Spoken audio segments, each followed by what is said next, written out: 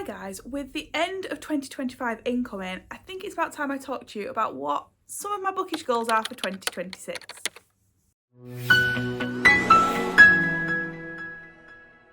Welcome back or welcome to my channel. I'm Katie, I'm a crime and thriller girly and I'm branching out. I try different genres and I'm here to bring you recommendations as a crime and thriller girly, but just for those that are wanting like a palette cleanser or branching out.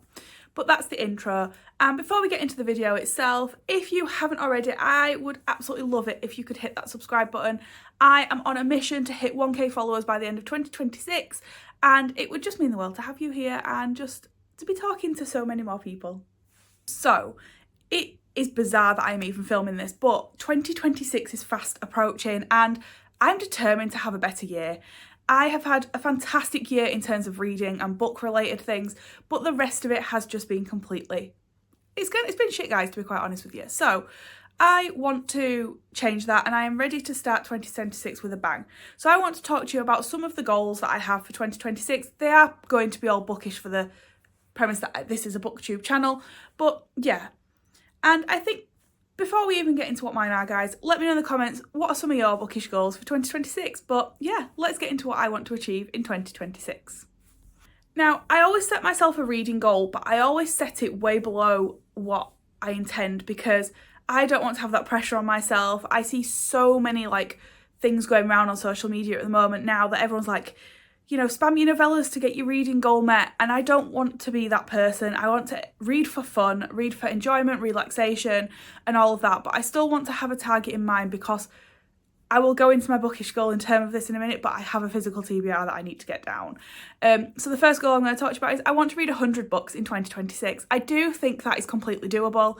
I am currently on 111 at time of recording this in 2025, I think. I don't even know, I should probably look.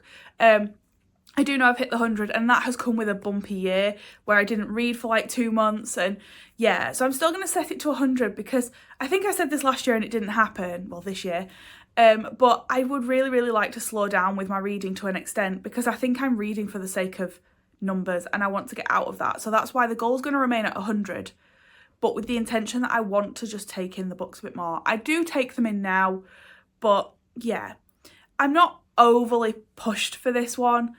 But I think 100 is good for me. It's my reading pace. I do want to do more in terms of like reading more like on live and things like that. So I think 100 kind of fits with the things I have in mind for 2026. I want to talk about my social media channels now for a minute. So I currently have 214 subscribers at time of recording this on YouTube and I would really love to hit 1,000. And yeah, I want to push it a bit more. I feel like I do put a lot of effort into it, and for you guys that are also running your YouTube channels, like it takes so much work and I wouldn't change it. I absolutely love talking to you guys. I don't feel like sometimes that TikTok and Instagram gives you enough time to waffle about books, whereas YouTube does. So I feel like this is a really good premise to come and chat for a while. I've already started making plans for my 2026 content and I want to make it better. So I have tried filming on my back camera on this phone and I struggle because it's not that I'm vain, I'm worried that it's not gonna look right. So I want to hit 1,000 subscribers over here and that is a really mammoth task. I'm not sure I'm going to do it, but I want to set the standards high. I intend to post twice a week with long form videos like this. And I also want to post shorts, potentially daily, but I'm not going to put too much pressure on myself because they are going to come from my TikTok channel. My TikTok channel, is that even the right word? But yeah, so that's the YouTube one. It's going to be 1,000 subscribers. I think it's totally achievable. I am in awe of so many content creators on here. Michaela, Carly, there are so many I watch, to be fair, that I'm just obsessed with. Michaela and Carly are the two that I watch. I don't think for one second they'll be watching my videos, but yeah, their content is absolutely amazing. I love the effort they put into it and they're still doing that alongside a full-time job. Like, it's not their job to be a content creator. There are so many good ones out here and I feel like I might potentially do like a video shouting out other YouTube creators, but that's the YouTube one. I also do want to set myself a bit of a challenge on TikTok. So I've already set myself one to get to 12k before the end of the year. It's a little adventurous, but I like a challenge. However, for the end of 2026, I would love to hit 15k. I don't know why. I love my TikTok channel. It has come so far. I set myself the goal in 2025 to reach 10,000, and I never in my wildest dreams thought I would do that as quick as I did, and it just makes me so incredibly happy that there are 10,000 people that want to see my content. That being said, as much as the numbers would be great, I really would just love to meet more people on TikTok. So I love having follower goals. It keeps me very motivated. However, I want more people to see my content that I can engage with, get to know, become friends with. I have met some amazing people over on TikTok, and it is also my aim to meet them this year. So I could name endless people on that app, and I'm already thinking ahead to like how I can meet them, because some of the best people I have met live so far away, it's going to be impossible or far too expensive for us to meet. But yeah, I just want to make more effort on TikTok to like socialize as well. So yeah, as for Instagram, that's tricky. I actually set myself the target to reach 5,000 followers this year, and I am way off the mark with that. I find Instagram is the most challenging social media alongside YouTube. I think they're really both hard to get seen, and I have been posting daily on there forever, and it's hard because I keep saying I don't care about the numbers, but I just love the community that like TikTok has brought. Like, I feel so humble on a Sunday when I go live, and I want to meet like-minded people on all channels, because I just, yeah, I could talk about my social media forever. Like, it's hard. I keep saying I'm not bothered by the numbers, but I'm setting myself goals. So it's like, I think maybe I need to work on that to an extent, that I'm not obsessed with the numbers, and I'm obsessed more with the people I'm connecting with.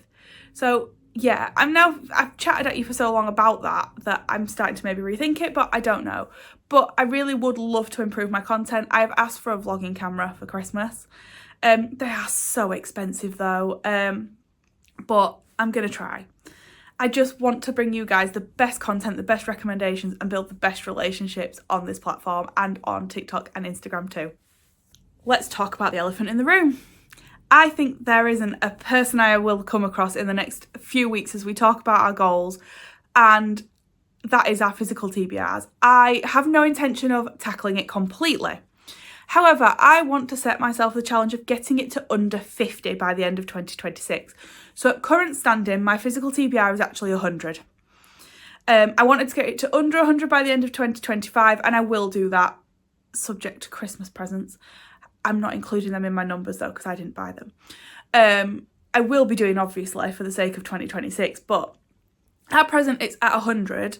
But I have got my December TBR included in that, and a few of those are on my physical TBR. So I do think I can get that under 100.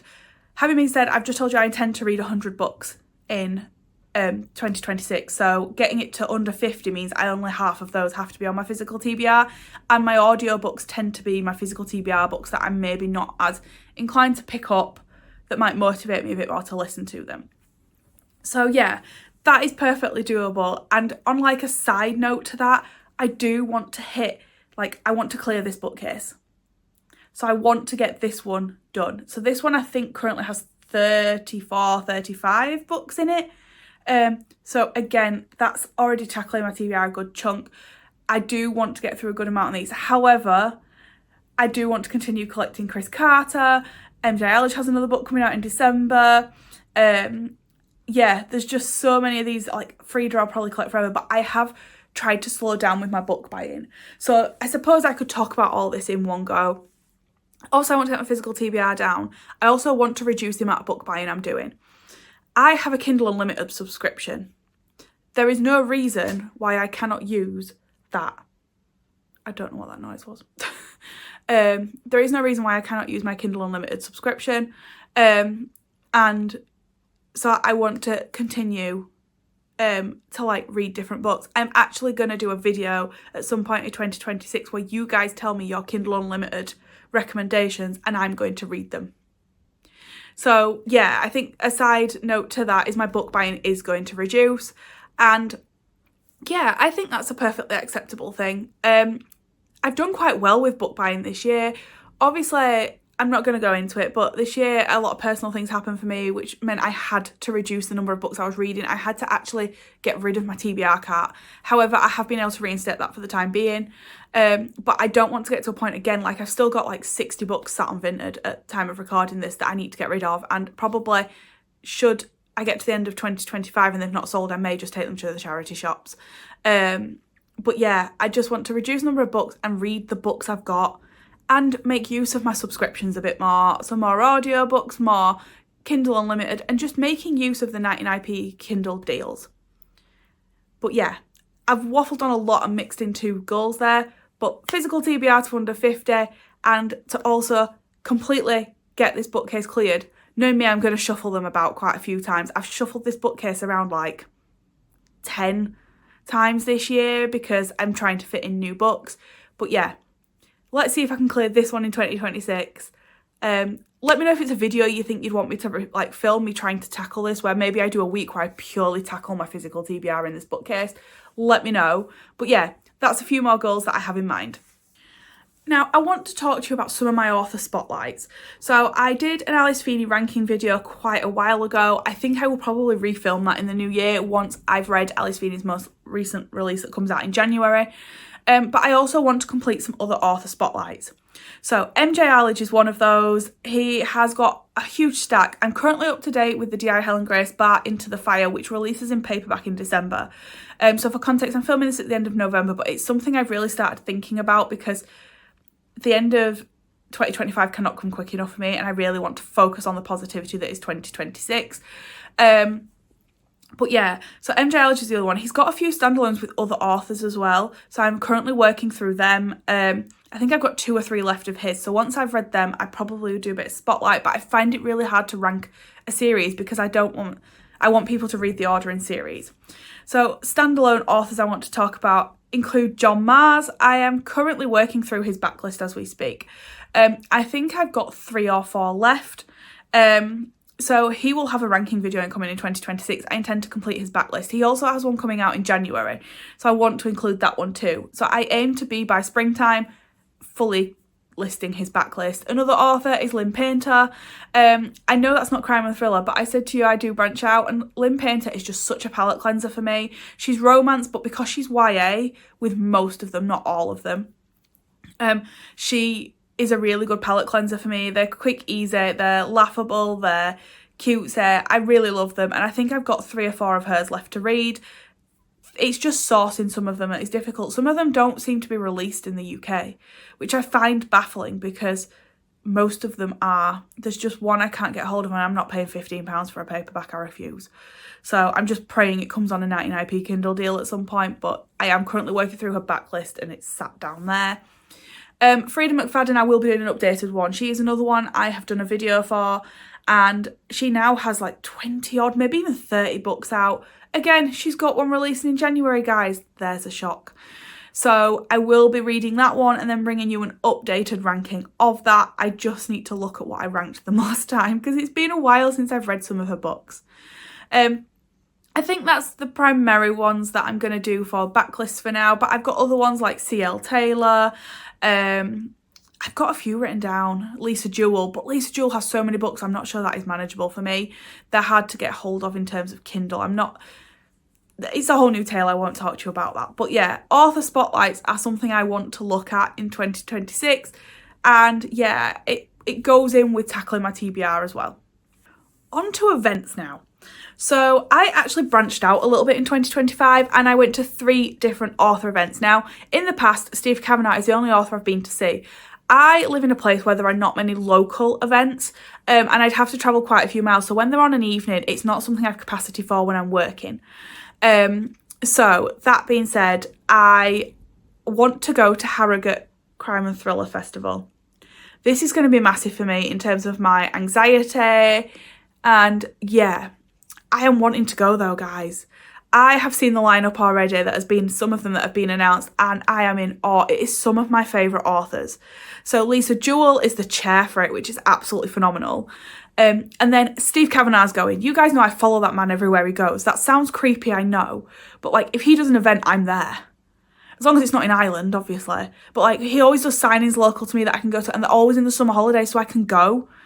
Then I think Alice Feeney's going. I really enjoy Alice Feeney's work. That is another author spotlight I didn't mention earlier, actually. I have already done once, but I will be updating. Gillian McAllister. I have loved a lot of Gillian McAllister's work. And there's a few other authors that have been announced, but they're like the 4 main ones. And I'm just like, do I go? And I think it falls this time in the summer holidays for me, so I might actually be able to go. Harrogate is not a massive mile away from me. It's still a good distance that I would have to stay over, but it's not too far that it would impact other things.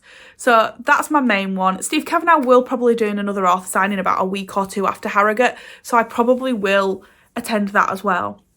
And I just want to look for more events openly and have the confidence to go. I took a big step this year and went to meet Daniel Sellers, and he did one at my local library, literally a walk away, and it was the first time I went to an event on my own. So I think if I'd have asked, my partner would have come, but I can't imagine it's much fun for him. And the other thing I did was go to an event that wasn't as local, but with somebody from work who is like, she does read, not obviously to the extent that I do, but she does read nonetheless. And yeah, she came along with me and we met, oh my gosh, here we go, A.A. Dand and Abir Mukherjee, who have released books recently. So you have The Chemist and you have by A.A. Dand, and then Abir has recently released Hunted. Now, well, he's released The Burning Grounds, but the book that I know him for, which I didn't realise it was Hunted. So yeah. So I want to go to more events like that. I don't actively look for them, and I think I need to, because I really enjoyed those events. Steve Kavanagh's always been just a sign-in, and Daniel Sellers and A.A. Dand and Abir Mukherjee both have had chats to talk about their work, which I found really interesting. So I do want to do more author events in 2026, and Harrogate's the big one that is on my list. Oh my gosh, pray for me, guys, that I can afford it, because I've already started looking and that stuff is pricey. But yeah, it's still a goal for me nonetheless. Last one for me, and something that sort of happened naturally in 2025, is I want to use my local library more. Now, how many times have I just talked to you about my physical TBR? However, I just think it is so important that you use your local library. I have had so many people, when I started doing my library series, tell me that their library is shut, that they don't have a local library, and I feel like we just need to keep supporting them so much more. And I actually learned a fun little fact at one of the author talks I've just talked about.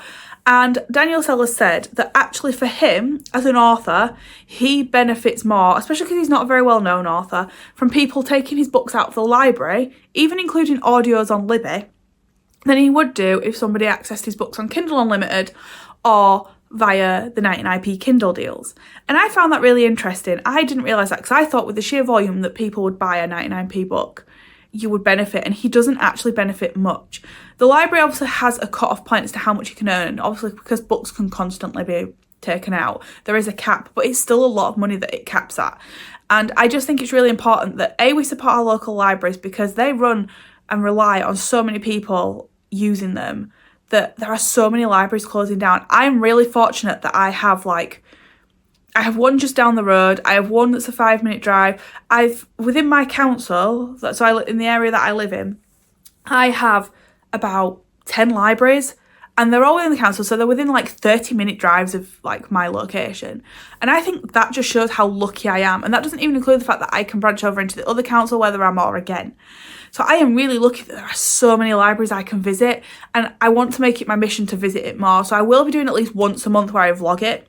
And then sometimes I'm just going to go and visit and sit in there and access it. I just think it's so important. It's something I have become really passionate about, is supporting my local library. My ideal job would be to work in a library. And I know it's not all you get to sit and read all day. But yeah, just being able to give people recommendations like I do online, I just love it. So yeah, that is a little goal of mine I'm becoming a little bit passionate about. I think I'm going to leave the goals there. I don't want to set myself too many, because that just becomes more of like a challenge for me in terms of having to keep up with them, and I want to enjoy reading. I suppose that is a goal in itself. I just want to enjoy it. I want to just sit down. I have recently found for me that I come home from work, I sit in this little corner, I put my little candles on, and I get my book, get my headphones on, have some relaxing piano music on, and I just read. And I could read for hours on end doing that. So yeah, I'm really, really looking forward to just spending the year reading, connecting with more people, and yeah. So I suppose all I've got left to say, guys, is let me know what your bookish goals for 2026 are, and if I can help in any way, you know I will. And I know I've already said it once, guys, but please hit that subscribe button. It would genuinely mean the world. I really, really want to do well over here. So yeah, thank you so much for joining me on just a standard chatty video, and I will speak to you all very, very soon.